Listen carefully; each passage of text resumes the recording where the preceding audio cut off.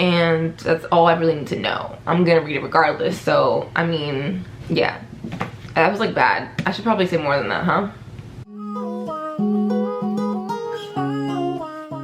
Hi everyone, welcome back to my channel, Bounded to Bookmarked. I'm Jaleesa. Today's video is an April TBR, also known as an April to be read. So this month in April, it's already April 9th today technically. When this uploads, it might be like the 10th or 11th or 12th or 13th. Depending on how busy I get in the next couple of days, but it will be up very soon. But anyway, by the time this video uploads, I will probably already have read hopefully like 2 if not 3 of these books. Most of you know that I am predominantly a romance reader. Lately though, I've been reading a lot of fantasies thanks to my friends Christina Lauren and Kristen. They've been pushing me to read a lot of fantasy lately, and I've been enjoying it, but I do miss my roots, so I'm going back to them. I have had a really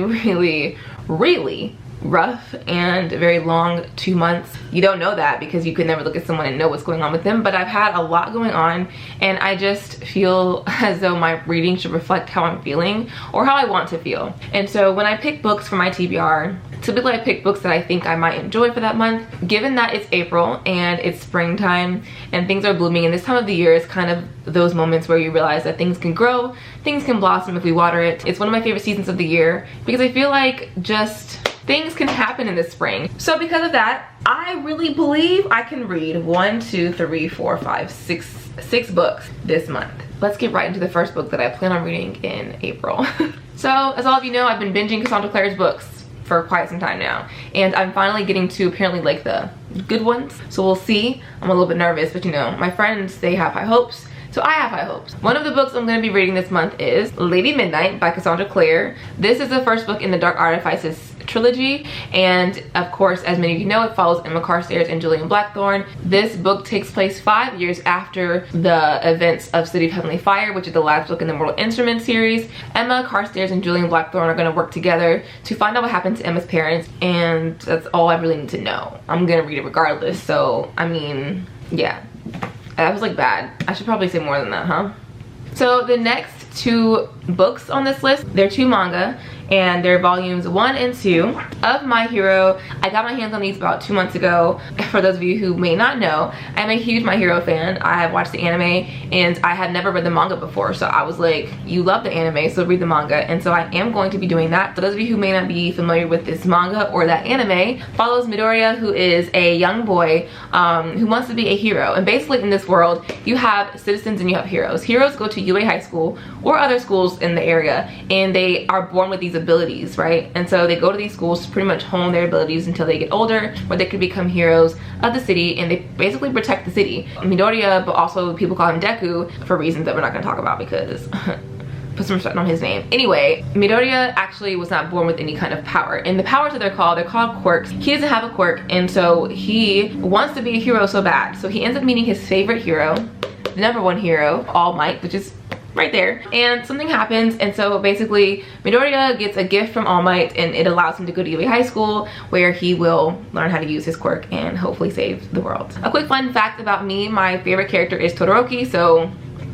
yeah. So the next book on my list is The Best Laid Plans by Cameron Lund. So this is a YA romance book that I have seen floating around BookTube before. I know it's not anything new, but it's new to me. I have not read it yet. It follows Keely, who is the only virgin in her group of friends, and so she is determined to lose her virginity. She meets this really hot guy named Dean, and he's a college boy. He rides a motorcycle, so you know, he's like cool or whatever.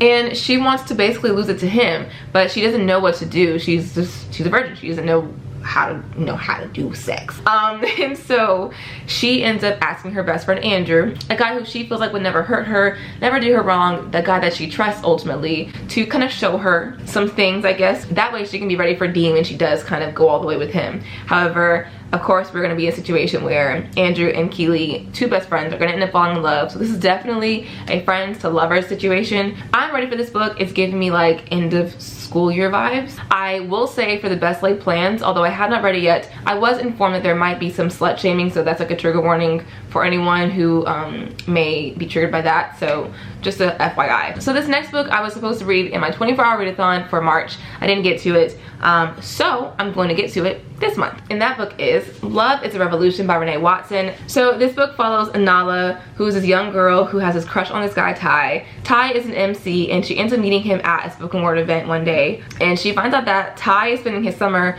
doing all this activism and setting up all these events for the community, and Nala is just not into that kind of thing. She wants to spend her summertime doing things that most teenagers do during the summertime, you know, relax after a long year of school. But she wants to get to know Ty, and she's like, well, you know what, I'm gonna tell a little white lie here and there just to spruce some things up, make him think that I'm into the same things that he's into, and bam, I'm gonna bag my guy. So that's Nala's whole mentality, and unfortunately at some point I'm sure these lies come out, but I feel like this book will be a coming of age story. It'll be between two black characters, which I'm excited about. A young activist, I love that. I'm excited about this. I have not really heard much about it, but you'll hear about it from me, so I'm ready. Next on my list is yet another romance. You guys thought I was done? I'm not. But this next book is The Honeymooners by Christina Lauren. I'm finally getting to this book. So this book follows Olive and Ethan. Olive's sister is getting married, and Olive is a maid of honor, and Ethan is the best man for the groom. And this wedding is supposed to be all great and grand until, unfortunately, the wedding party ends up getting sick with food poisoning, and there's a honeymoon up for grabs still. And so, who goes on the honeymoon? Olive does. Who also goes on the honeymoon? Ethan does. So Olive and Ethan are forced to be on this island together and spend this honeymoon together for like a week or something like that, and we get to see two enemies, two people who cannot stand each other, fall in love, and I'm excited about that. And I really do hope that this book meets my expectations. I've heard nothing but great things about The Honeymooners. I heard it's funny, I heard that it's steamy, two things I love in a romance, and so I'm hoping that it's exactly that. But we'll see. It's a very hyped book, so I hope that it lives up to that hype. This next book is a book that I saw on Instagram. The person who posted it was raving about how amazing this book was. I read what the book was about. I was instantly hooked to the synopsis, and so I'm really excited for this book. I feel like it'll give me both a warm feeling as well as maybe some emotions. You guys know I'm an emotional person, so I probably will cry in this book a couple times. So this next book is Life's Too Short by Abby Jimenez. Yes, this is the author of Happily Ever After playlist. I have not read that book yet, but this book seems like it's right up my alley. It's sentimental, it's emotional, it's a romance.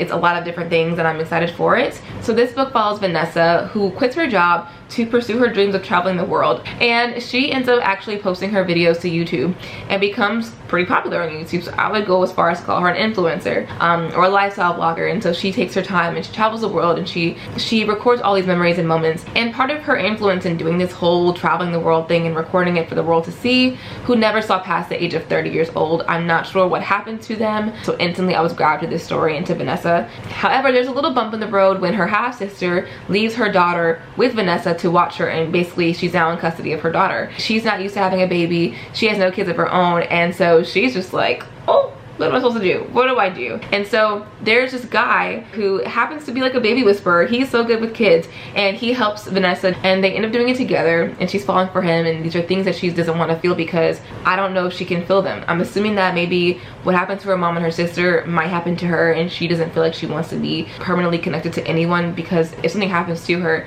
they'll have to miss her, and she doesn't want that for her life. So, and the very last book on my list is another one that's a romance, is YA.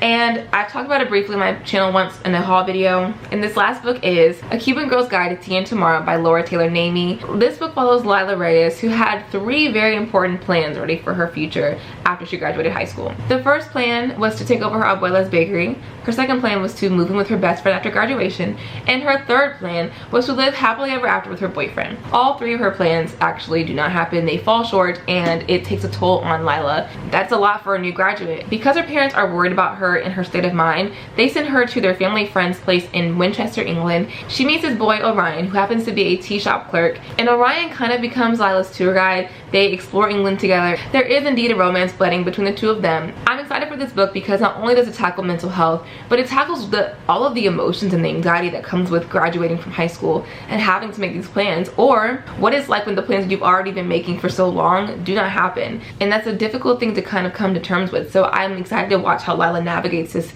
these emotions, and how she navigates traveling the world, and what it's like for her to leave Miami and go to England. So those are all of the books that I plan on reading in April. As always, I hope that you enjoyed this video, and if you did, don't forget to give it a thumbs up, and I will see you on my next video. Bye!